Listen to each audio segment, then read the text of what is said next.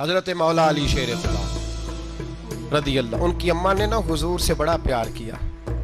حضرت ابو طالب کے گھر میں نبی پاک نے پرورش پائی۔ ان کی والدہ حضرت علی کی والدہ جناب فاطمہ بنت اسد حضور سے بڑا پیار کرتی۔ صحابہ کہتے ہیں اس دن حضور بڑا روئے جس دن حضرت فاطمہ نے مدینے میں انتقال فرمایا۔ فاطمہ بنت اسد جناب علی کی والدہ فرماتے ہیں جب خبر ملی کہ حضرت علی کی والدہ وصال کر گئی تو حضور رونے لگے۔ فرمایا وہ علی کی نہیں، وہ تو میری ماں تھی، میری اماں تھی۔ امام ابو نعیم نے لکھا ہے، کہتے ہیں حضور نے فرمایا جب میری اماں کو غسل دینے لگو نا، کفن پہنانے سے پہلے مجھ سے پوچھ لینا۔ صحابہ کہتے ہیں کفن دینے سے پہلے عورتیں آئیں، حضور کیا کرنا ہے؟ نبی پاک اندر گئے، جو قمیض پہنی ہوئی تھی وہ اتار کے دی۔ فرمایا چٹے رنگ کا سفید رنگ کا کفن نہ دینا، میرا کرتا پہناؤ میری اماں کو۔ حضور نے کفن دیا۔ حضرت ابو ذر غفاری فرماتے ہیں جب جنازہ پڑھ لیا نا تو نبی پاک فرمانے لگے قبر صحیح بنائی ہے تم نے؟ حضور صحیح بنائی ہے۔ فرمایا نہیں لگتا نہیں۔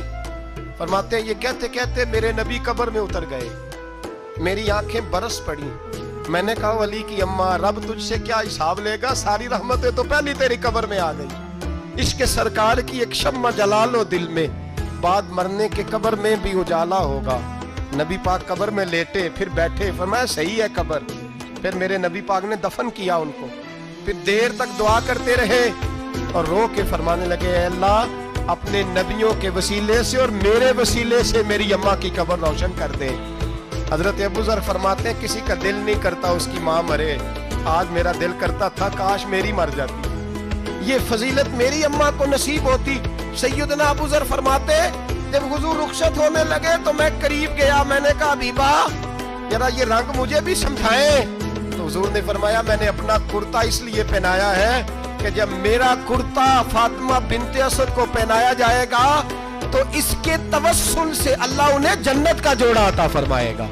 اور قبر میں اس لیے اترا ہوں کہ جب میں قبر میں اترا ہوں تو اب میری اماں کی قبر تنگ نہیں ہوگی، بلکہ اللہ میری برکت سے کشادگی عطا فرما دے گا۔